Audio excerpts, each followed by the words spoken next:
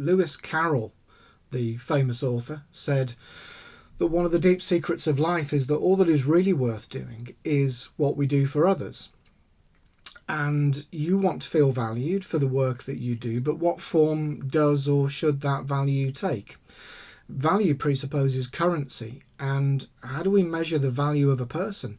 Remember, Lewis Carroll spoke about what is worth doing.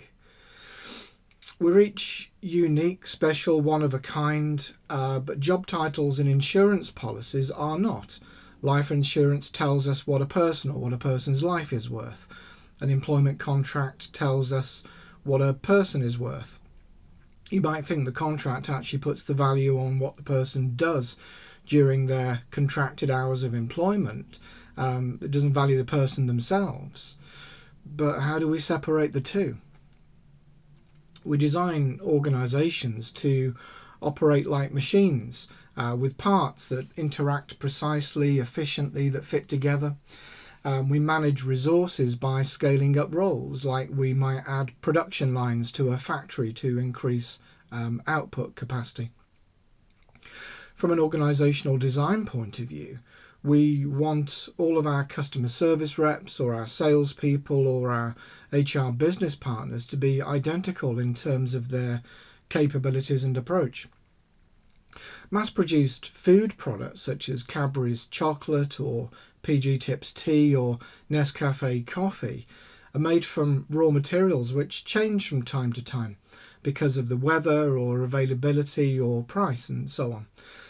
These companies employ expert tasters who blend different raw materials so that the consumer's experience is consistent even when the qualities of the raw materials are not, because the raw materials are unique. We fit unique human beings into predetermined job roles. We put a value on part of what that person is. We say we'll take this bit of you and we'll take this bit of you, but we don't need those other bits. The very nature of a job description limits the potential value of that person for the purpose of performing that particular job. On the other hand, we actually need people to operate the machines and drive the buses and keep the internet running. We need the components of the machine of society to do the jobs that they were designed to do. The industrialist Robert Owen coined the slogan 8 hours labour, 8 hours recreation, 8 hours rest. So perhaps it's enough to play your part in the machine for 8 hours each day, because then you get 8 hours in which you can do whatever you want, plus your weekends and days off. You sell a third of your time to an employer and it becomes their time. They can do what they want with it. Just yesterday, Tesco announced that they are asking store staff in some of their smaller stores to do the cleaning jobs because they've saved money by cancelling their cleaning contracts. No doubt some staff will object to this change in their duties. About 25 years ago, when I worked for an IT company based in London, our manager would visit each week and would ask a different person to go across to the shop across the road and fetch coffee for everyone. And when it was my turn, when he asked me, he would also ask, "You don't mind, do you?" And I would always reply, "I don't mind at all. Whether I'm fetching coffee or working, I get paid the same." Is this the answer then? If I simply put a price on my time and give my employer free rein to ask me to do whatever is valuable for them? Perhaps the result is an inherent conflict of value. I want to be valued for what is important to me. My employer wants to value me for what is important to them. And they are inherently not going to be the same things. Because I can coach and I can design leadership development programs and I can deliver high impact board level interventions, but I can also play the flute, I can build garden furniture, and I can bake bread. So surely that's got to be worth something. You cannot value yourself. You can only be valued by someone else. But what currency should we be using to measure a person's value? So Lewis Carroll said one of the deep secrets of life is that all that is really worth doing is what we do for others. So perhaps the answer lies in what we are valuing. It's easy to forget that we're not valuing the person, we're valuing their actions. This might lead us to a system of value based on results or achievements, but that in turn might lead to a feeling of being used.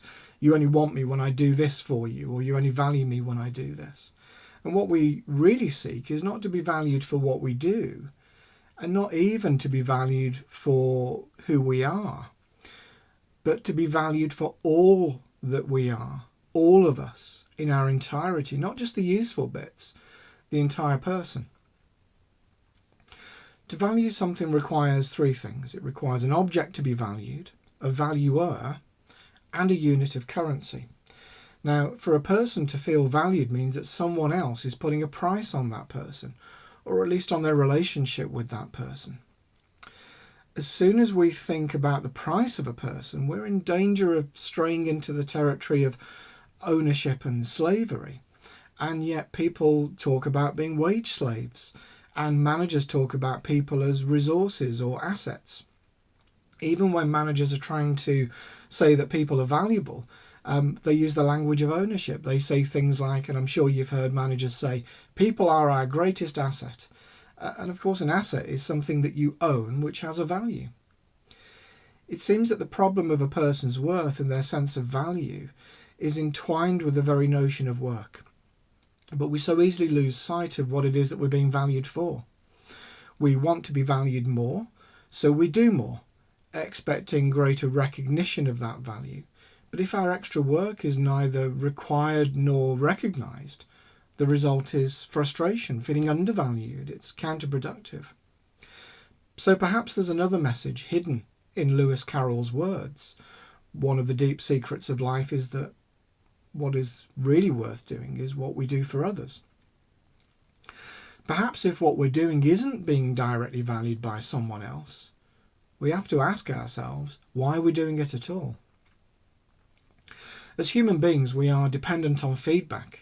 Our nervous system, our senses, our bodies are built as simple self-correcting mechanisms.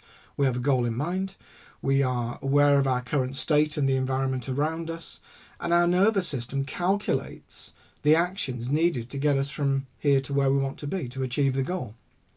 The mechanism is simple, it's elegant, and it always works perfectly. Feedback comes in many forms. You might feel warm or cold, you might see movement, you might hear sounds, you might interpret those sounds as words, and then you might form a judgment by comparing those words to the words that you were expecting to hear. You might hear the words thank you, and you might feel satisfied that your actions were appreciated and therefore they were appropriate and valuable. And when you hear great job, have a pay rise, you might feel good, and you also might feel that more is now expected of you, and you might feel uncomfortable with that. Your expectations might change. So perhaps we need to be clearer about our expectations of how value is expressed, our expectations of the currency through which our worth is measured. Maybe pound notes are not the most important currency, even though ultimately they are the common language of business. Perhaps what we can do is work to build better currencies so that we can truly understand Lewis Carroll's deep secret of life, that all that is really worth doing is what we do for others.